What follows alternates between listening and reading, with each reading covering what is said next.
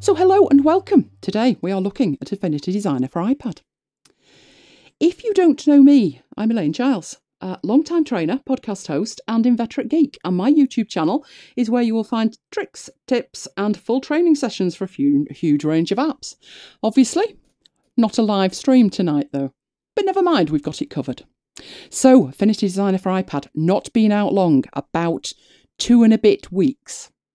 Now, when I covered Affinity Designer for desktop, I asked the question, why Affinity Designer?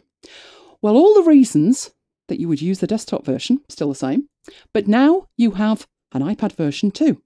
The current price is £19.99 and dollars, and the desktop one's still available, $49.99. But those prices, they are a one-off. There is no subscription required, not for anything. A lot of companies are putting in place these days either subscription for the main application or providing you with add-on services which are subscription based, but not Affinity. The price you see is the price you pay until the next version comes out. Other reasons you may want to use it. It is blindingly fast, which hopefully you will be able to see in my demonstration. I will have everything crossed, I promise. I have managed to crash it repeatedly on one file. So I'm not using that file, just in case. I must have confused it. Another reason is it's got fantastic support for a whole range of images, both in terms of opening them and being able to export to them, which we will see in one of the demonstrations that I've got. You can also work at such a level of detail, it's amazing. So you can just keep zooming in and being as precise as you need to be to make your artwork. I was nonplussed when I saw that initially. I thought, okay, fine. But it is amazingly useful. You do see something at maybe 100% zoom and think, it's got a bit of a kink in it. But as you zoom in, you can fix those things. So that's a great feature too. You'll be glad to hear that the iPad version has got, I've not found a feature that's missing from the desktop.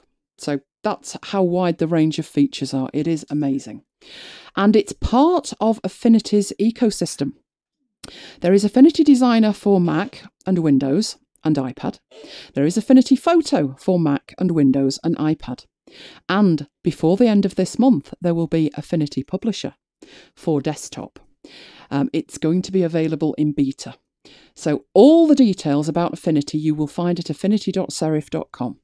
And of course, what we're here for is now that Affinity Designer is available on iPad. So you will need to know what iPad you will need.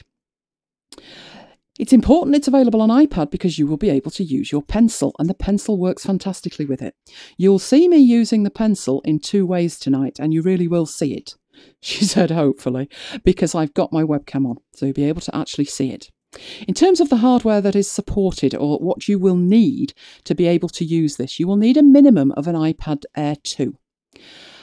Or an iPad, a normal standard iPad, 2017 version 5, or any model of iPad Pro. So that's what's supported. The smallest screen is a 9.7 inch, so it's not going to be supported on an iPad mini. The reason for those limitations is the chip that's required, and more importantly, the support for metal. So if you're wondering, I've got an iPad 3, I've got an iPad 4, and why won't it work on that? That's why. It's actually a hardware limitation. It's not some kind of faux fake software limitation. It's a hardware limitation. So what you're going to learn tonight? Well, you're going to learn about the interface and the tool set. That's critical to find your way around it and become confident in terms of using it. But we will be creating vector artwork. We will be working with text, and there's multiple kinds of text. I intend to show you both. And I'm not going to be doing what I love to call the blue square demos. No. This is real data. The file that you're looking at there is a real file. And you will be watching me create the real show art for the next episode of Mac Bytes. So if you're a Mac Bytes listener, oh my word, you will get to know the title and the show art before it's actually recorded. But I'm on it, won't be long. So, now you know what you're going to learn. Let's go in and have a look at it. Right, luckily my iPad's still there. Marvellous. Okay, so first of all, I'm going to take you through the entire interface. So all I've done there is actually go into Affinity Designer. So I've gone in and I've reset this. So as far as I can tell, this is how yours would be when you go into it, when you download it and install it for the very first time. You have tutorials that are available on the left-hand side there, and you have samples that are available on the right, and that is all you actually have. But within this area that you're looking at, you have the big plus button where you can create new artwork. You also have this plus in the top right, and that also creates artwork. Then you have your preferences that are available in there, which we're going to come back to and look at. But before we go any further, right, so you need to create artwork. When you tap on that, you have a range of options for your artwork. You can create a completely new document on the left. You can also open from cloud storage. You can import from the cloud, and you can import from photos. You can also create new projects. Now, if you've got Affinity Designer for desktop, you may well have artwork that you want to bring in. And to do that, you can import it from the cloud. Now, I'm sitting here thinking, oh, I should have imported that sooner because I've got one that's massive. So I might do that later while I'm taking questions because I know it's going to take a couple of minutes to download. But that is what you've got in there. Now, before you even get going, these preferences in the top corner. One of them I'm going to point out because you will already have seen it and you may be thinking, what on earth's that? But I have here, and I'm looking for where the option is. Where's the option? Where's the option? Is it there? No, it's not. Must be under interface. There. I thought it was on the other one. I was convinced it was in there. Let's have a look. Automatically. Show touches. That's the one. This one down here is show touches. What that means is the touches on my screen. You should be seeing on the left-hand side, big blue circle, right? I intend to do that tonight so you can see exactly what I'm doing. But that is an option, and that's where you turn it on. Now, generally, it's turned off. Oh dear, there we go. So I've actually gone in there and turned it on. The other thing that I have done in here that is probably a good idea for you to do, but I'll let you decide when I tell you what it is there is a default save location at the bottom. And the default is on my iPad, which as you can see, I have already changed. But on my iPad is the default. What that is talking about is when you save a file that you have edited within Affinity Photo for iPad, where will it save it? And the default is on my iPad. Now I'm going to change that and I'm going to choose iCloud Drive. So that's one of the changes that I make. You've got lots of options in here. Absolutely lots of options. I would recommend before you even start that you go in here and have a look. Now, if you're left-handed, you may want to flip the interface, and there is an option to do that, for example, at the top. You can also automatically hide the interface. Now, what that means is when you're creating your artwork, it actually flips the interface out of the way to let you work, and that's on by default. So do have a look in here for that. You have colour preferences as well. So those are the default. I've not changed that. Then you have tools options. And again, I've not made any changes to these. We will be coming back into these preferences later. But for now, let's actually make a file and go in and actually have a look at the interface. So I'm going to choose to create a new file. This gives you the new document dialog, which is not dissimilar from the desktop version. In terms of, you have a grouping, so you can have web and you can have devices. So within here, I tend to be making them at 1280 by 720. And if I was, I could do that in there. But anything that you need to change, you can change in here. If you want to change the orientation, you want to change the background, and you want to create an artboard. Now, whether you want to create an artboard or not, it's going to depend on what an artboard is, and we'll be looking at that later. Now, if you want to use that as a starting point, but maybe tweak it slightly, then you can change the dimensions in here just by dragging. So you can drag to the left or to the right to increase or decrease. You can also do that for the height, up and down, and you've got the DPI as well. Now, what I'm going to do is to make it easier for the entire device, I'm going to turn it back to a device, and that is telling you the default that it's picked is an iPad 12.9 Retina, which is the iPad that I'm demonstrating on. And then just tap OK.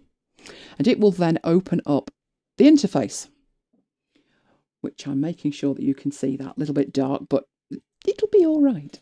Okay, so this is the interface. Now, first thing that I would recommend you do is down in the lower right-hand corner. There is, let's do that, down there. There is a question mark. And when you tap and hold on that, you get complete help system. It tells you what everything is. The home button, what all of the tools down the left-hand side are called, what the options are in the lower left, the deselect, the snapping, the delete. You've also got across here an explanation of these menu items. Now, if I just let go, those menu items actually live on the left. But when you toggle the help on, they move to the middle, so you can actually see what each menu item is named. So those 5 menu items are Document, Edit, Vector, Pixel, and Export. On the right-hand side here, you have all the studios. And the studios are collections of preferences for specific tools. So really, they're the options for all of the tools. So if you're sitting looking, thinking, which one was that again? Until you get used to the icons, just toggle that on and off, and it will give you exactly what you need to know. Now, the only other thing that is on the screen is this context menu at the bottom. And the context menu, this one down here, changes depending on which tool you have selected. So at the moment, I have the Move tool. But as I go through these tools, all of the options at the bottom edge change. So we'll see that as we actually start to make things and go through it. But that is what you've got there for the interface. Now, the most important buttons here to understand the principles of is the 3 at the top, which start with the one that's got some colour in it, which is the Draw persona. The next one is the Pixel persona, and the last one is the Export persona. If you've used the desktop version of Affinity Designer, you will be aware of what a persona is. But if you haven't, a persona is just a collection of tools to do a specific job. So what we're looking at now is the selection of tools to work effectively with vectors. But if I toggle on pixel mode, all of the tools on the left-hand side change. What's available on the right changes in terms of what works with what's available on the left. And if I do that again, for the export persona, it looks pretty sparse, but believe you me, it's incredibly powerful, and we will see that, I promise. So what we've got there, those 3 personas, I'm going to start in Draw persona, but I will show you the others. Now, one other quick thing. The first thing I tried to do when I went into Affinity Designer for iPad was say, okay, where's the undo? And I couldn't find it. So let's say that I just want to draw something. And I make the mistake of colouring that a lurid pink, and I want to undo it. Where's the undo? Well, it's not there. I couldn't find it anywhere. The undo is a gesture. You'll remember this. It's a 2-fingered gesture. Just tap. That's it. Now, if I decide that that pink was actually quite appealing, you can redo with 3-finger tap. She said, come on. There we go. So undo 2 fingers, redo 3 fingers. Now, don't know about you. I'd rather see it in the interface. You want to see it in the interface, you go back into your preferences. And in here, under interface, there is a toggle. And the toggle is the bottom one, show, undo and redo buttons. So toggle that on, done there, go back into the artwork. And now I have 2 extra buttons down here. So these 2 that are now, they weren't there before, they were just, we only had the one icon. Now we've got these, and they are the undo and redo. So that one to go backwards, that one to go forwards. You also have, in terms of undoing, at the very bottom of the tool set, so that one, I'm trying to tap without it tapping, that one there, that is your history. So you could go back through your history up here if you wanted to do it that way. You also have that slider, and that will slide you through your history. So lots of ways to work with it. Now, what I've decided to do, I thought, okay, there's a lot of features to this. What I could do is say there's this feature, and this one, and this one, and this one, and you'd be bored senseless. So I decided we'll actually make some graphics. And while I'm doing it, I'll show you a range of different features. So first thing I'm going to do is just get a rectangle and draw out a rectangle. And from that, we're going to make some artwork. No, honestly, we are. Right, first thing to think about, not pink. No, no, no. So let's change the pink. So I've gone into the colours here. Now, you can just about see up here. No, don't do that. Don't drag that down. There we go. Those swatches there. And what you can actually do with that, just getting rid of that, is you can swipe one way to the other. So I'm swiping from left to right, and as I'm doing it, it's swapping those around. So that's a way that you can flip them around. There is a tiny button to do that on the desktop version, but in here it's a swipe. Now I actually want to colour that white, and I have some quick colours in there, so I can just tap and get it white. Now at that point I have a slight border on it, but nothing extravagant. So I'm going to go in here and just change that a little bit so we can see it a bit more. That's probably a bit too much, but that will do. If I try and get it 1.5, perfect. Right, so that's the start of my artwork. And I'm now going to show you some of the options that you have available in here. You have a tool, third one down, which is the corner tool. And the corner tool lets you change the corners. So you can pull right in like that. You don't have to do it on all of the corners, obviously. You do it on one corner. You can then do the opposite corner. And now you've got the map by its leaf. Cool. But no, we're not doing that. Because what I want to do is do it to all the corners. I want to round the corners. Now, I did have another option, which was in here, I already had a rounded corner thing somewhere. There was a rounded rectangle, and I didn't use it. But what I am going to do is do that in here with the corner tool. But as I select one corner, it has there a blue square. As I select another one, that has a blue square. But as I select the second one, the first one loses its blue square. What I need to do is be additive as I'm selecting these things. So I am going to tap on there once. And as I'm tapping and holding, I've managed to select them all. So they're now all selected. Now I can let go, and I can go to any corner, and I can round all the corners inwards. And I can go crazy with it. I don't really want to do that. I just want them nicely rounded. All of them, though. So that's how you round all the corners at once. Okay, that's not looking bad at all. Now, next thing I need another one of these. I need to copy it. And I've got a couple of options with that. I can go to the menu, and you have cut, copy, paste available. So I can copy, and then I can go back, and then I can paste. And it has actually done it. It's put one on top of the other. If I move it out of the way, you can see it. But what I'm going to do is undo that. So let's make sure in the layers that I've only got one. I've got one layer. It is that one. Because there's another way to do it. And once you get used to this, it feels a little bit awkward at the beginning, I will grant you. But once you get used to it, it works great. 2 fingers. Not to delete, not that one. But this time, if I hold down 2 fingers and I tap and move, I make a copy. So you can think of that as 2. I want 2 copies. I want another copy. 2 fingers gives you another copy. Now, I want to scale this, but look what happens when I try and scale it. It's not proportional. No, no, no, it's not proportional. But if I hold down 1 finger and scale it, let's try it. Come on, need to be more precise than I am being. You're not being good to me, are you? Come on. I will make you do this. There we go. It's proportional because I'm holding down 1 finger. Right, then I'll let go. At that point, I'm bringing that on and centering it. Now, you should see as I do that, I've got a green line and a red line. The green one is the vertical alignment and the red one is the horizontal. And the reason that they're on is this option down here, which is the little magnet. There is a blue circle around it to indicate that it's actually on.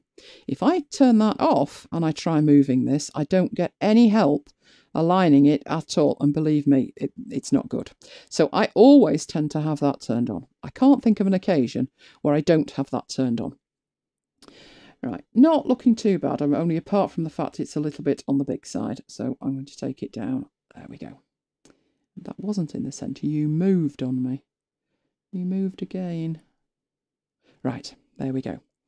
Now, at that point, those two things need to be together. If I move one, I want to move them both. So I need to group them. All right, there's a couple of ways of grouping. I'm going to try the tricky way first, which is on the layers. I have two layers. So that's the back item. These aren't layers, actually, they're objects, to be precise. But I've got two of them. And one way to group them is to pinch in. And I never managed to do that. I can do it when there's more objects, but when there's two, it's a bit tricky. So another way to do it is to swipe on the second one. So let's just see that again.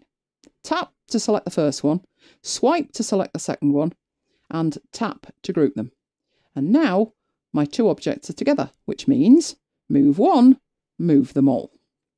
So that's grouping them. Right, coming along nicely. Anybody know what it is yet? I probably shouldn't say that. Shout out if you know. Okay, right. I need some shapes. I need more shapes here. Definitely need more shapes. So I'm going back to the shapes. And there isn't a shape that's the shape that I want. So I'm going to have to make one. So what I would do is evaluate on there which ones don't look bad. Which ones could I use together to make the shape I want? And that heart's not bad for a start. And then I need another bit to it. And I'm looking at it and I'm thinking, triangle. Right, let's try that. Those two elements together, if they were placed properly, would make the shape that I'm looking for. But not like that, they wouldn't. So I need to rotate this, and that's what that little white handle's for. But as I rotate it, I've got no precision. If I pull further away, it does it slower than if I do it close by, but I've got no precision.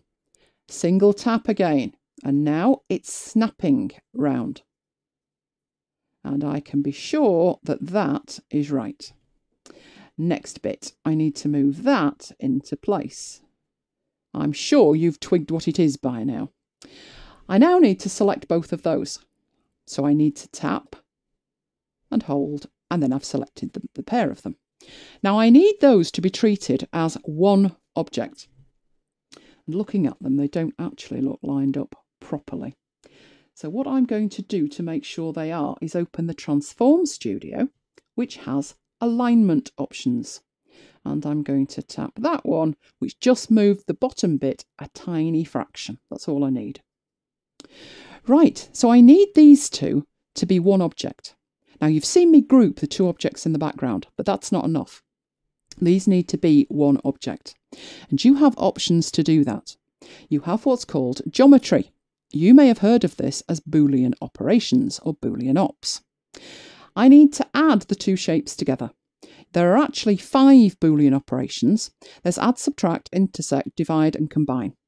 But I just want two shapes to become one. So I'm going to tap add. And that is now one shape. But the colour's not right. It needs to have a black fill. So let's see how we use the colour. Tap on the colour there. Now that is white at the moment, but if I choose a different colour, that dot will change. And even when I close it, it retains the colour that was the last colour that I used. And it needs to be black, and that's one of my quick colours. So I can do that there. And now I've got exactly what I need. And what I'm doing is putting that where I want it. So is the centre? Yeah, get it in the centre. And I need to do a couple more things to make my playing card, which is I need to duplicate that. So if you remember, if I wanted to copy something, it was a 2-fingered tap and just pull it out. Now I need to scale it, but I need to do it proportionally. So that proved a bit tricky, didn't it? But there we go. That's about right. And I need to pull it into place. And where it needs to be is up here. About there. Not quite right. Move it a smidgen. I also need some text at this point. I need the A for this. Now, there's 2 types of text. There is artistic text. If I tap again, there's also art text. So there's art text and frame text. And for this one, it's just art text. And I'm just going to tap. You make sure I've got a capital and put the A in. That's all I need to do. But it's a bit small. Now, I should probably say what I'm doing here, but you can probably see that. I'm pinching in, pinching out to get zoomed in. And then I'm just going to put that in about the right place. These two elements need to be grouped as well. So, tap and tap the second one. Oh, should we try that shuffle again? Let's see if I'm any better this time. Oh, I did it! Oh, marvellous. Right, so you saw what that was. It was a pinch in. It's probably easier, to be honest, if you're cradling the iPad. As you can see from where mine is, if you could see what I can see now. This is dead flat on the desk, and I'm obviously having to reach over and do this. It's far easier with that tilted round and then two fingers there at an angle. But if I do that, you won't see anything. So that worked. That's fine. And now I need that duplicating. Tap and hold. Pull out. Come on. Oh no, I need two. I'm lying to you. It's two. Let's move that up there. Now, obviously, get that. Not doing that. Get that into place. But it's the wrong way around. So I'm going to rotate it. And I'm holding that one finger down to get that in the right place. And I've got a card. Marvellous. And the last thing I'm going to do with that is select everything. So everything in my Layers Studio is selected. And then tap that group icon. And now I've got the entire playing card grouped together. Which means I can duplicate it, rotate it, and now I've got my artwork. So that showed you quite a few things. Showed you adding shapes, using the fill, grouping, rotating, Boolean operations. Oh, so many things that you saw from just that one demo. So that's our first demo. So I'm going to use the back button, and you can see when I do that, I've got this document here. This document at the moment started life on my iPad. I would quite like that in iCloud.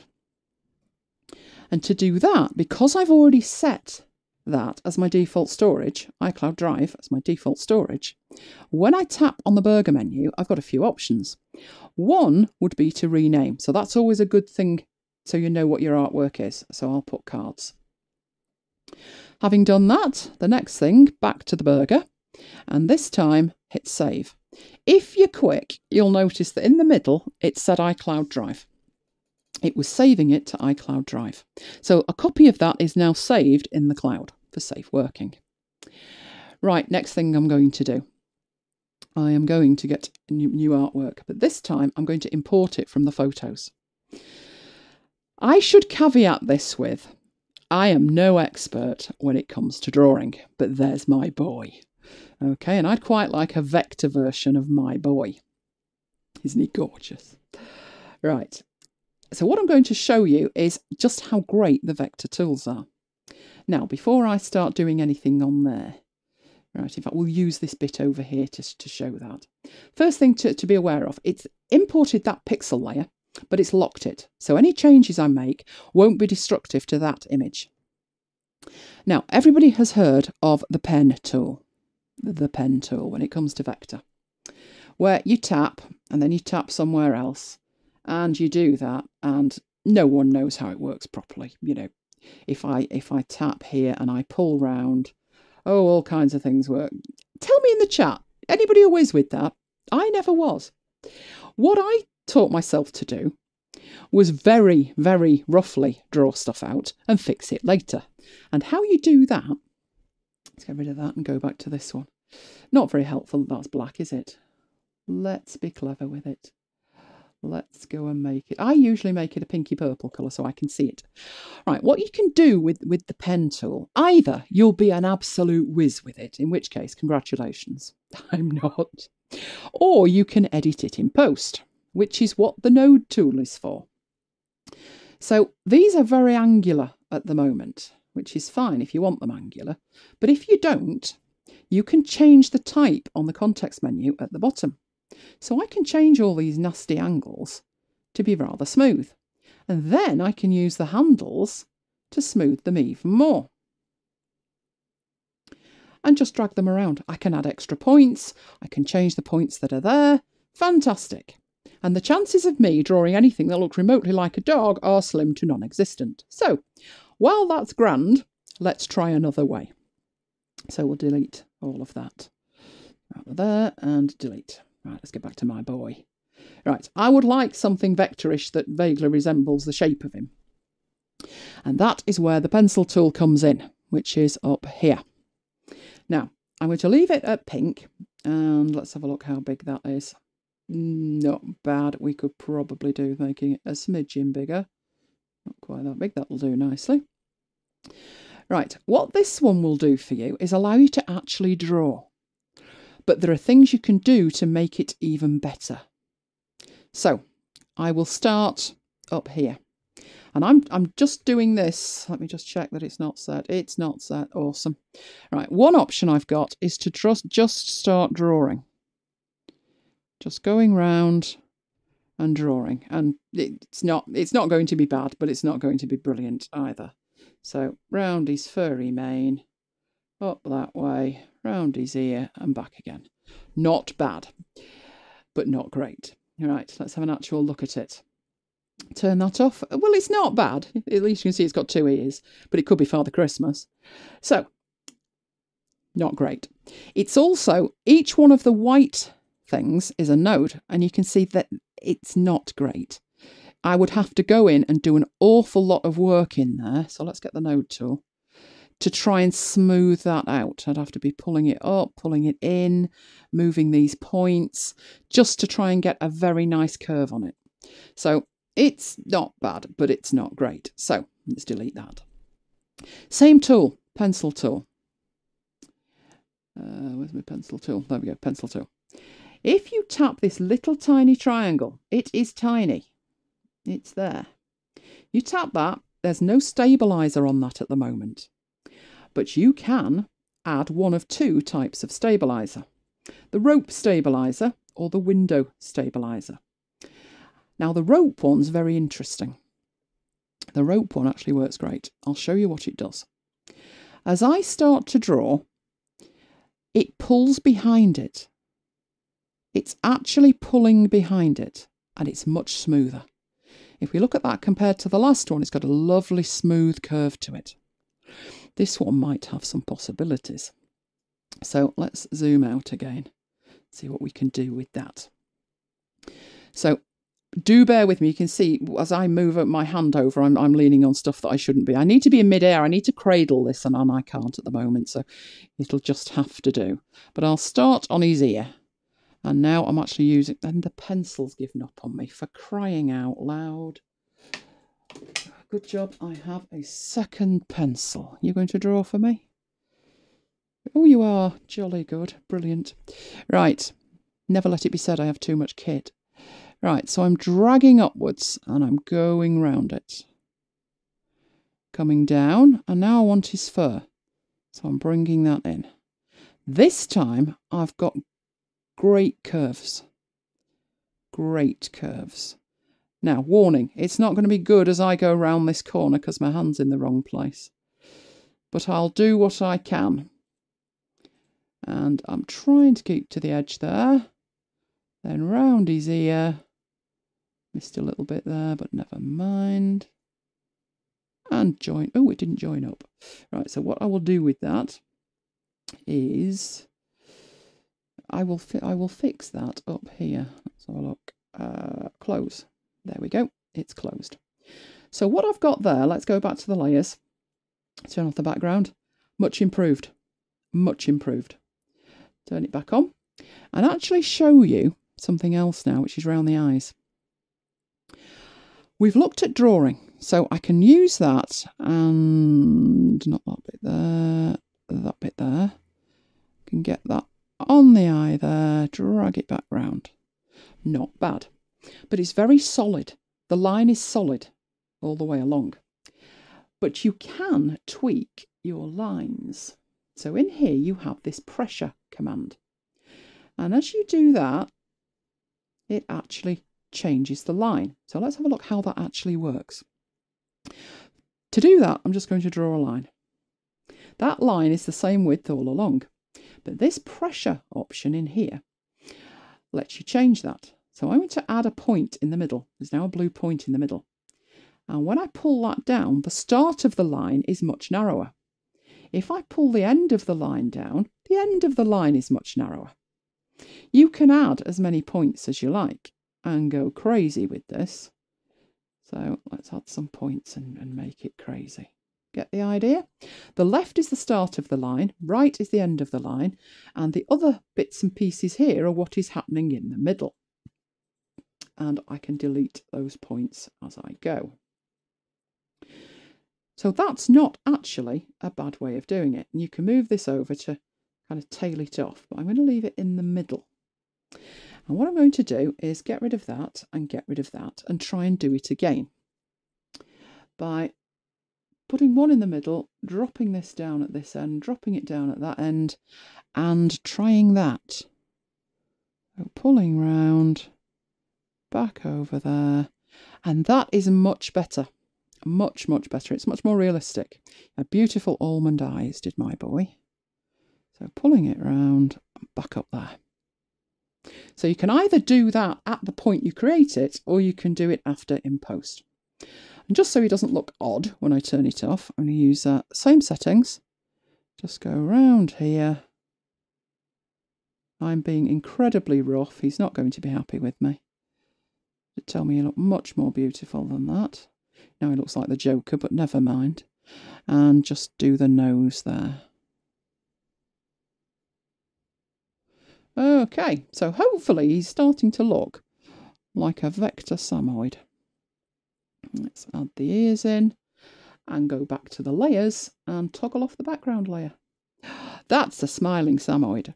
That is a smiling samoid. So even me, artistically challenged, can manage to make something that's not bad at all. Okay, so that's drawing. It's the pen tool, if you're good with it, the pencil tool if you're not quite so good, and the options that you've got by changing the pressure options within the settings for the brush, for the pencil tool. Okay, right, another demo. So let's take the dog out of the equation. Right, this one shows different features again. So I'm just going to get a new file. Instead of opening a graphic, I've started from scratch because you may already have stuff in there. I haven't, but never mind. What I want to make is a book cover. And it's got pixel work in it as well as vector. And I have an image that I want to start with. So I'm going up to my document menu and I'm going down to place image. I've got options then. I can either import it from the cloud or import it from photos. This presupposes you know where it is. I've taken it from the photos, so it's in my camera roll and it's this image here. Now, what it's done is it's loaded it into your cursor, as it were. And that's what that little message that flew across there was about. What it's telling me is to draw it out. And I've done just that. So this is going to form the basis of my book cover, with the left-hand side being the back cover, the right-hand side being the cover, and a spine down the middle. But it's a thriller, my book, and that just looks like a typical British summer day. So what I'm going to do with it is go into the layers. And what I like to do, so show you that I've got just the one there. First thing I want to do is do a copy and do a paste. That's put one on top of the other. So if I toggle off either one of those, they're identical at the moment. But what I need to do with this is change the mode. So going into the options that you have for this, and one of the options in here, you've got your opacity, which in this case won't make a difference at the moment, but it will in a second, so I'll show you then. You have in here blend modes. If you've ever used a raster editor, you'll instantly know what all of these do. But I'll just show you what they do by going through them. They change how the top level, the top layer, interacts with the layer below it. So making it much lighter, much darker, much crisper, all of these options here. And what I'm looking for is something that looks thrillerish. So either multiply or one of the light options. Let's have a look at that. That's a bit too bright, isn't it? What looks thrillerish? Oh, colour burn's not bad, is it? Right, now I can show you what the opacity does. As I pull that back, it goes back to the original. So I'm going to leave that set as it is because that's starting to look like a cover of a thriller. Well, I think so. It's better than it was. Right, now what I need to do now is I want to add here some detail to it. So what I want to do is use the brush tool because this back bit doesn't have the nice rich colour that the front does. And this bit here is going to be a bit plain in the lower left corner. So I am going to choose my brush tool, vector brush. And in my vector brushes, you have a whole range of these. And I can't remember which one I tried. Could have been that chalk one. Right, what you need to do here, you can change the size of your brush. That's not bad. You can change the opacity. You've got a lot more settings that you've got. What I'm interested in is, I'll just draw on it so you can see what we've got. It's black at the moment. And yeah, that's great, isn't it? Not quite. Right, so what I need to do, I need to undo that. So 2-finger tap to get rid of that. I need it to be a sort of reddy brown colour, kind of like blood. It was a thriller, did I mention that? And then draw that on there. Now I know at the moment that's a bit much, but it's covered up that light area. Not brilliantly, but it's covered it up. But there are magic things you can do with that in here, which is I'm going to take the 3 curves and I am going to group them. Now, I don't really want these pixels hanging outside of my artwork. So if I pick up that group and I drag it over the top of one of these images, so I've dragged it over the top one and there's a blue line, top, middle or bottom. I'm going to drop it in the middle. When I drop it in the middle, 2 things happen. It gets clipped, so there's nothing outside the area, and it gets the blend mode applied to it as well. At the moment, that's probably a little bit too much. I should probably mention that on my iPad screen, it looks great. On my iMac, a little bit lurid. So your mileage may vary on your iPad, but that looks about right here. So I've added that to it. Right, what do I need to do now? Could do with some text now. It could do with a name, couldn't it? So I'm going to go down to my artistic text and I'm going to tap to add it. And I'm going to call this Deadwood. Okay, now, way too small, first of all, way too small. So stretch it out. Now you should be seeing that certain things are happening. I've got some very strange colour thing going on here, right? And that's because, look back at the layers, it's clipped that inside it as well. It's put it within the photo layer and I don't really want that. So I'm going to pull it up and when that blue line's at the top, take it out of that layer. Right, not going to see it too well if it's that colour either. So I'm going to go back into there and make it white. Right, it could do with a little bit of something happening with it. Make it a little bit better. It would look great down here. But the first thing I need to do to make sure that I've got the layout correct is actually put this on the spine. But while it's down there and I can see it properly, I'm going to apply some effects to it. So you have effects available here in your Layer Effects Studio. And I'm going to add a little bit of a blur to it. So tapping on the Gaussian blur and upping that a smidgen. Still vector, it's just a little bit blurred. I'll put an outer glow on it. So let's make that glow as well. It's actually disappearing, isn't it? But you get the idea. I won't bother putting too much more on it. Let's get some shadow on it. There we go. Now, I will put... That wasn't what I wanted. What are you doing? Let's go back into that. What's you doing? Why aren't you applying? Strange. What are you doing with me? Let's get rid of that. That one. You were on there a minute ago and you're saying that you're on there now, but you're not. And I was just about to change the font as well. Let's get the font changed first, because that's very plain. But a typewriter one would be good. I would still like to know why this isn't working, but you definitely should be. Why wouldn't you be? Because it says it's applied. Do you know what? Not going to worry about it. It's going to be fine. What I need to do is duplicate that. This was what I was doing when I crashed the whole thing, so it could well be that. But what I need to do is get a copy of that, and I need to rotate it. So I'm going to grab it to rotate. One finger tap and hold, get it in the right place. And now I need to position that in the centre, so it's on the spine. That doesn't look like it's the centre to me, so let's get that out of the way. No, I don't want to scale it.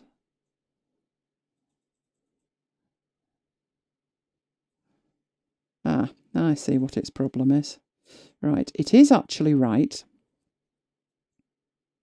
What's wrong is the one behind it. So that's in the centre. This is not in the centre. So before I do that, I would need to group them because there is two of them. So let's get that grouped.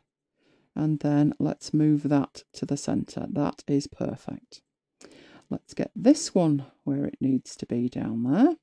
I'm going to do the same to duplicate that. Get it up there. Scale it down a little bit. And get the writer's name in there. So taking me to the end. So let's put a good writer. I was going to put me, but probably better not. Right, stretch that out. And that would probably be better in a different colour. So let's try and get a deep blood red for that as well. Something a little bit brighter than that. That'll do perfectly. Now all of those have been art text, but we now want some frame text. So I'm going to draw a frame out. Now you could sit and type it, but you'd be bored if I tried doing that. So what I'm going to do is go and find my text, and my text is somewhere in here. So in my Google Drive, book blurb. There's my book blurb. So I'm going to copy it from here. So let's select that, all of that, copy it, and back to the previous apps. Tap in there and paste. So edit, paste. It's a bit small, isn't it? It's a bit small, but it's there. So what I can do with that is scale it. Now, pro tip. Over here, there is the Text Studio. I am going to drag up. So I haven't gone into it, but as I drag up, it scales the text for me. Brilliant. It's the wrong font though as well, so I do actually need to go in there, and I do need to choose that American typewriter. I think that's just perfect. Now, unfortunately, can't read it too well. So I think I'll probably make that white. And then what I would probably do is put a shape behind it. So let's not do that. No, let's draw a shape. There's a shape. Give it a fill. So back to our colours. We'll make it black, but we'll change the opacity. That should do nicely. Now, obviously, it's in the wrong place. And now you're drawing others, and I don't want you to do that. Right, let's put that there. Scale that. Get it behind it. And that's the issue. It's not behind it. But if we go into the layers, see where it is. And it is that one, which is the rectangle. And let's grab that. Are you going to let me grab you? Let me grab you. Come on. And move it behind, and now we can read it.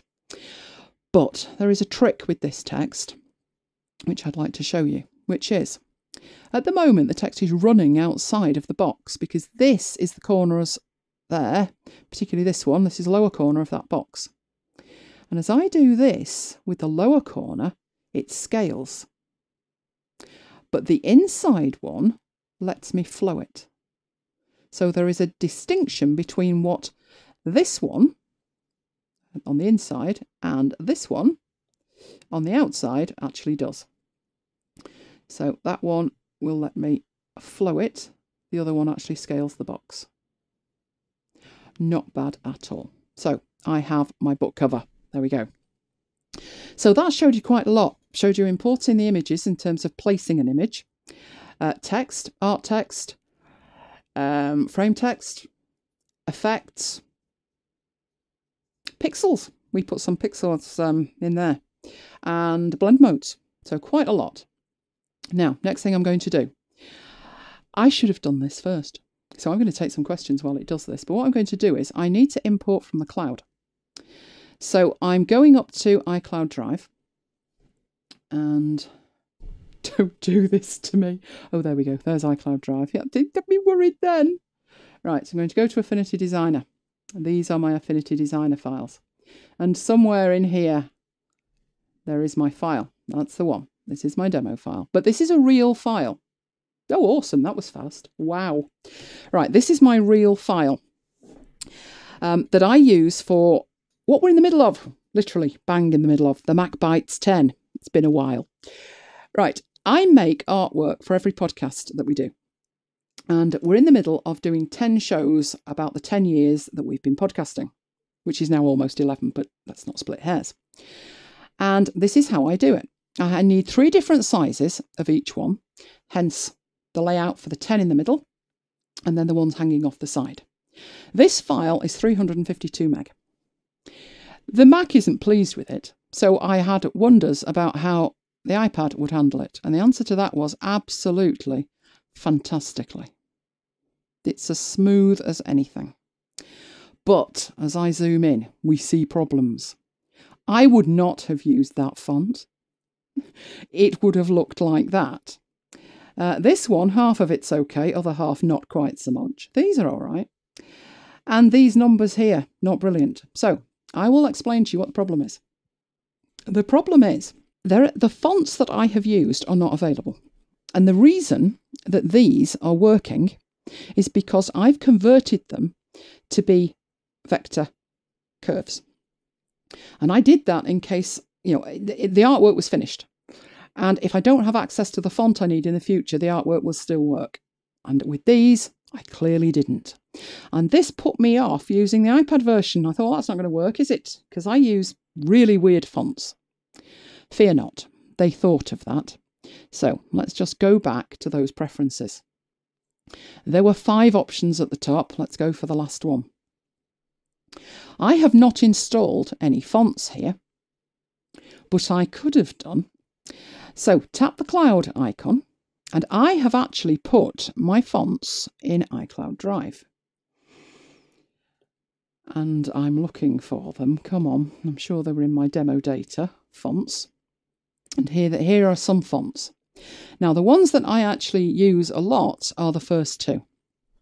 But I've got extra fonts in there, and I've got a folder full of other fonts as well. Now, be aware, must be iCloud Drive. I tried it from Google Drive, didn't like it. So what I'm going to do is select the fonts that I want. So I tapped one, it loaded it in. You can select more than one at a time, but there are the 2 that I'm interested in. It's that simple to load them.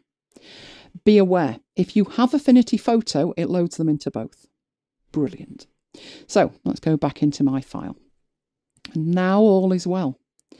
Right, all of those images are now fine. So this one up here where the top was fine, bottom wasn't, now working. And the numbers on the ones that are yet to come are now working. And I promised I would design 113 live. I'm insane. Right, let's do it. Let's do it. So I'm going to tap delete to get rid of that. So that is where I'm working. This area that I'm working on with the blue outline is an artboard. If you do not know what an artboard is, it is a discrete area of your document that can be exported separate from the rest. Hence, all these posters living in one file. So that's what an artboard is. It's really simple to create one. All you need to do is go to your artboard tool, which is in there, and draw one. Now I have another artboard. Simple as that. Simple as that. I don't need that artboard though, however. So let's go back to 113 where I am. Now, first of all, I need the background. This isn't actually how I design it. I sit there pondering, but I know what I want this one to look like. So the first thing I need to do is go and place an image. You've seen me place an image before. So I'm going to my photos for the image. And the image is Mavericks. This one's Mavericks. So it loads it into my cursor, as it were. And I'm going to draw that over the artboard. Now it's a very, very big image. Come on. Don't let me do. Oh, for good grief's sake, look where it's put it. Shall we try that again? Place image. Yes, a place where I want it, not where you want. Right, let's try that again. Let's place it almost right. You're not doing it. Have I locked this or something? That's what I've done, you know. Hoisted by my own petard. 113. No, I haven't. You're just being silly. Right, all right, we'll do it your way. We'll drag it in from over there. Right, move it. Oh, come on. You know when things go fabulously in rehearsals? Yes, that. I told Mike it had gone far too well in rehearsals. Right, let's try and take that down a bit. That's better. Right. Perfect. Got a background now. And I can start work.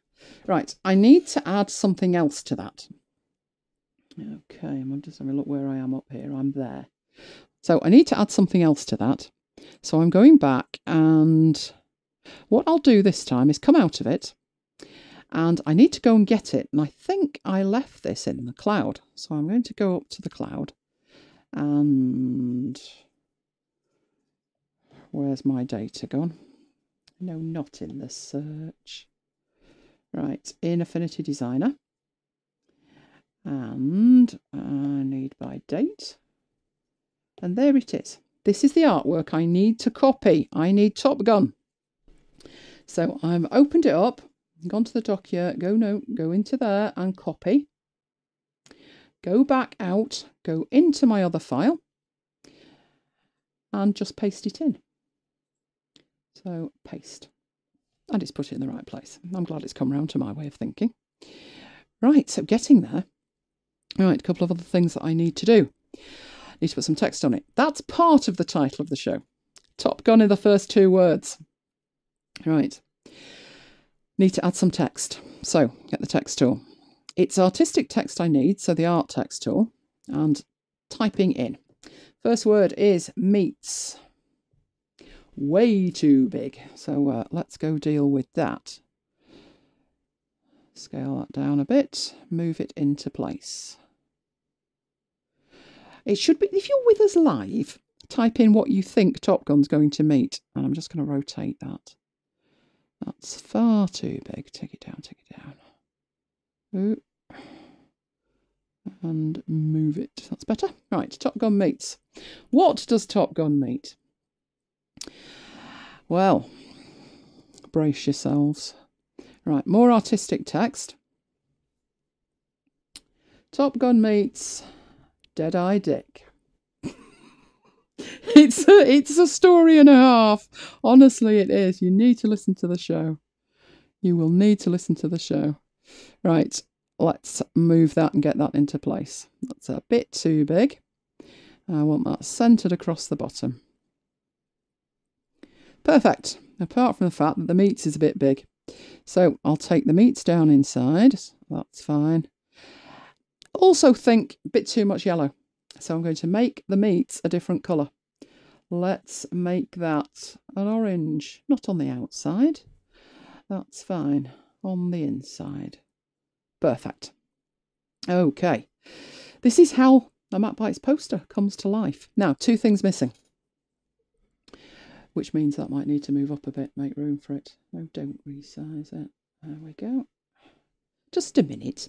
You were just orange. Stay like that. Right, let's move that up. Give me a bit of room. Okay, 2 things missing. Let's see what. Looking at this one. Well, there's the hashtag, MacBites10, and there is the show number. Now, if you're thinking ahead and you're planning your artwork, look at what I've got. I've got 10 that size and 10 that size. So I need 30 hashtags that say MacBites10. And I don't want to keep recreating those. Waste of time. So if I start looking at this one, which is locked, so let me in so I can see it. You are 111. Right, it is in the branding. There are 2 elements. There's the MacBites10 hashtag and there is the show number. Now, that MacBites10 hashtag is the same on every poster. So it would be a good idea to make it a symbol. So if you go into the symbols with it selected and tap on the option at the top, you can add a symbol from your selection. Now, what's a symbol? A symbol is a reusable element. You have 2 ways to create reusable elements. Symbols is the first way and assets is the second. Use a symbol when there are very few changes needed. Use an asset where you want a starting point. So obviously with the number that changes every time, but a starting point would be good. So with this one, it's not going to change. So I am going to add that as an asset. So add symbol from there. Brilliant. So if I move back down to this one, although good grief knows where it's going to put it, and I tap, I can insert that nearly in the right place. So I'm going to drag that down and put that over there. The beauty of this is if I change this one, every other instance of it changes. If you want proof of that, let's add another one. Put that down there and prove it. So I'm going to go into the colour because on this artwork it would be better white. So where it's black at the moment, it will be better white. And when I make it white, the one that was selected changes, that one changed, and so did that one. Whoa, what went on there? It's meant to do that. It's a symbol. When you change one, it changes them all. Now, that might be a problem. Obviously, in these circumstances, that one was black. It doesn't look bad in white, but it was black. So what can we do? Well, first off, I don't need this second one, so I'm going to delete that. But this one here, I'd like to be white. What you can do is go into your Symbols Studio, and there is a Sync Symbols option. Turn that off. Then make your change. So black to white. Don't forget to go back and turn the sync back on. And you're good to go.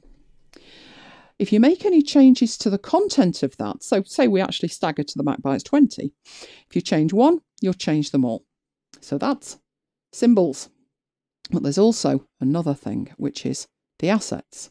So going back into here in our branding, we had this. Now you should be able to, I'll just point out that that there is a symbol. You can tell it's a symbol, it has an orange stripe. That tells you it's a symbol. Now this one, I'd like to be an asset. So if I tap on my Asset Studio, I've got all these assets. These are for people who are making UI and UX. And there's all of these that ship with it. But if that's not your game, if that's not what you do, you can actually create your own. So create a new category. Then I will name that category. So rename that category. This is going to be all my MacBites stuff. So rename it to MacBites. Oh, can't rename it. Good grief, why not? Possibly because I did do this in rehearsals and it doesn't like it. So if I call it MacBites 2, will you be any happier? Oh, you will. Awesome. I'll have to deal with that later, won't I? Right, so I've got my MacBites up there. Next thing I need to do is to add a subcategory. This is for things that are going to live inside there. So it gives me one called Assets. You can rename that if you want, but Assets is fine for me. What I'm going to do then is use the lower menu and add asset from selection, which is this MacBites 111 there. And there it has added it. From there, that means I can go down into my other artwork and insert it. And move that down to where it needs to be. and scale it. And remember, it's a starting point. Obviously, this isn't 111. We've done that one. Now, I had a little bit of problem editing this. I think it was the font. But I did find if I sort of tapped in vaguely the right place, it did delete it. There we go. And I can put in 113. That will not change the others because it was a starting point. And there you have it. The artwork for MacBytes 113. Not bad, but it's no good having it in here. And that's not useful at all. I have, as you see, a lot of files in here. If I were to try and export this, what would it export? All of it? Don't know. Now, let me try and get rid of that artboard. Wasn't having it before. But it's not having it now. I'm tapping the delete and it's ignoring me. Can I cut it instead? Can I cheat? That'll do nicely. Right, so I've got all my files there, all my posters. How can I export them? All right, you've got a few options when it comes to exporting. And one of them is magic. Right, the first thing you can do in terms of getting things out of this file is you can save a copy of this file. But that won't actually create for you derivatives. The other options do that. One option is on your document menu, you have an export option, which is the third one down. It lets you export in one of 10 formats at the top. And not just that, but you can be incredibly precise about what you do export, because at the moment, it's going to export the entire document. That's what this option here is, where it's talking about whole document. What area it's asking you, what area. So always make sure if you're using multiple artboards that you've got the correct area selected. So I'm going to tap on that. Now, it's doubtful at the moment that you will have as many artboards as I have.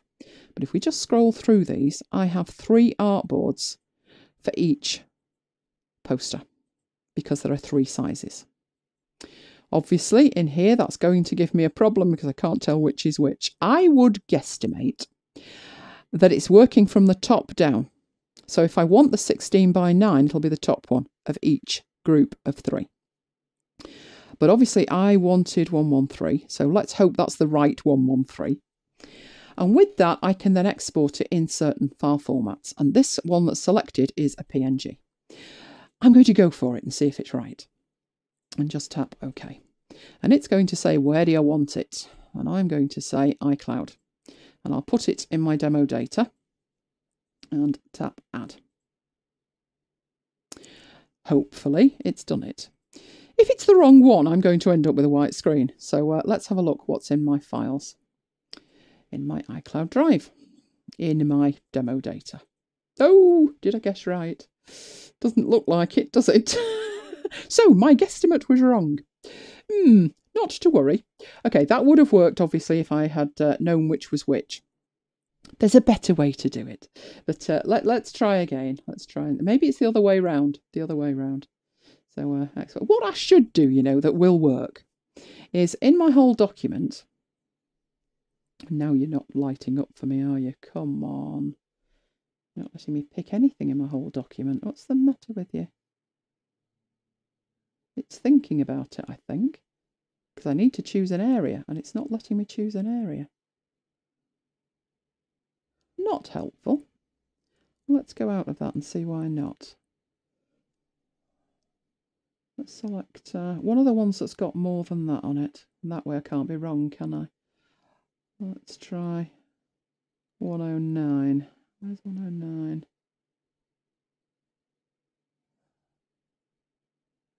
That 109. Right, let's try that and see if it'll do that. Now it's happier now. Now it's letting me choose. Now, I don't care which 109 because all the 109s have got artwork in them. So that'll be a good start. But I'll choose that one. And let's try that. Let's try it again to the demo data in iCloud Drive. Yeah, replace it. And let's see what it's managed. There it is. You saw it appear. There it is. Okay, so that does work. That's maybe why you should name your layers. Don't do as I do as I say. Right, now one thing I am going to do while I'm in here, no, I don't need to actually. I'm going to do it on the fly. I've got to love this. Right, that's one way to export, but there's a better way to export. A far better way to export. Because if I were to export these posters in that way, I'd be there forever. Because these in the middle are a ratio of 1600 by 900. And I need them in different sizes. I need them at 1280 by 720. I need them at 600 by 337 and a range of other sizes. I also need them in different formats. So just imagine how many exports that would be. Living nightmare. But there is that export persona. Remember that. So let's go into the export persona. Now what we've got here, each of the artboards has got a blue frame around it. All of them. The blue frame indicates I've made a slice of that. We have a slice tool up there and you can draw slices on. For the work I do, the slice is the entire artwork. But if you do different work where you need a slice within the artwork, you can do that. I've just done it around each poster. So over at this side, when I look at all my slices, I have one slice per poster. Now, I also have layers here. And these are what actually get exported. Okay. Now, I actually did a lot of this work on the desktop because Affinity Designer for iPad wasn't out. I didn't think for one moment I'd be able to take this on the road with me. I didn't. But what I'm going to do in here now, I'm going to set up some options when it comes to exporting, which is, I would like to set global options, which is up here somewhere. Where are you? I need to find the bit where I tell it where I want it to export, and that is not it. So where have you disappeared to? There we go. Choose export folder. So basically tell it where you're sending them to. And I want it to be iCloud Drive. I want it to be in my demo data. But I could do with putting it somewhere else. New folder. Have a think about it, why don't you? Right, let's call this Demo Posters. Now I'm doing that so you see there is nothing in there. There's nothing in there. So select. Thinking about that. Now I've had problems with this, I'll be honest with you.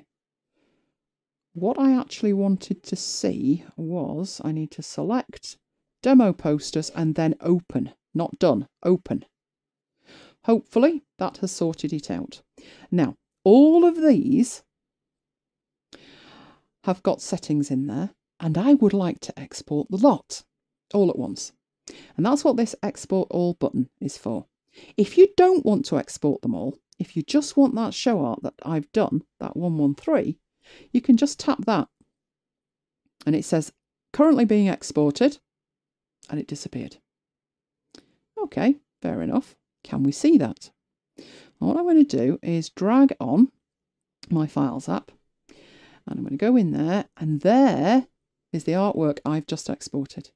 6 different versions of my artwork.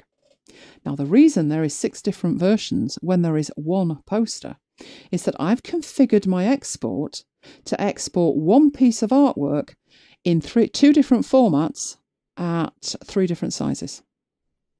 I think that's what I've done. Yes, that's what I've done, which is amazing. Now, while I'm talking about it, what I'm going to do now is export the lot, all of them, to the same location. And I'm going to leave that there while it does it, and you can see just how fast it is doing it.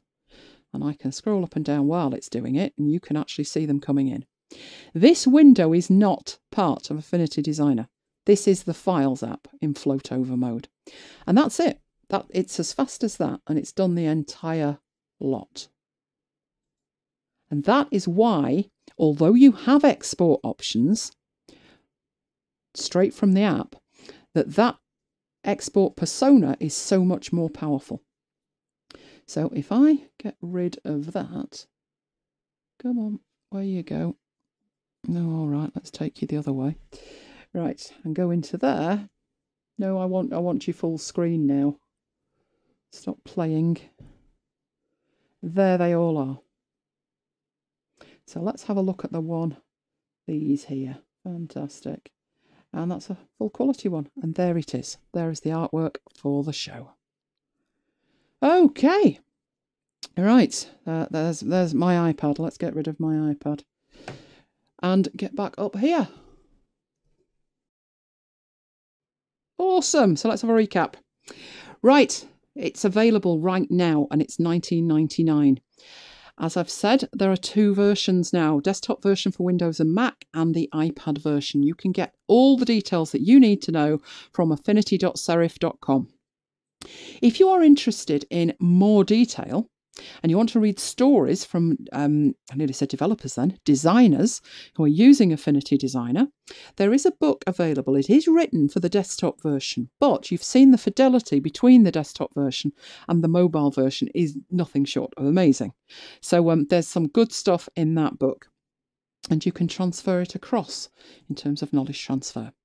As I've said, Affinity Designer is part of the triumvirate of applications from Affinity for designers. Affinity Designer, Affinity Photo and Affinity Publisher. Publisher will be available before the end of the month in beta. It's not too late to sign up for the beta if you want. That is the URL to go to and sign up. As soon as it's available, I will be all over it. And because I will be all over it, I will be doing a live session. I would say on YouTube, but tonight proved a little bit trying in that department. But hey, we'll give it another go. I will make sure that the recording of this is available on YouTube at some point. Thank you for that, YouTube. And you can watch all the other stuff, and I have lots of videos, hours and hours of videos about Affinity Photo for iPad, Affinity Photo for desktop, and Affinity Designer for desktop already available. So that's youtube.com/Elaine Giles. So I'm going to say thank you for being with me if you've been with me live. I'm going to go in and take questions now because it's been such a challenging night in terms of the technology needed to demonstrate everything that I needed you to see, that I've not been able to see much in terms of questions. So I'm going to go and take the questions now. And I've had people say who watch the replay, they'd like the Q&A as well. Well, I must admit, we do ramble a little. And we go slightly off-piste. So what I'm going to do is I'll make a list of the questions and the answers, and I'll put them on a blog post and put the link in the blurb under the video, and then you don't miss out. But for now, it is good night from me, and I will see you next time.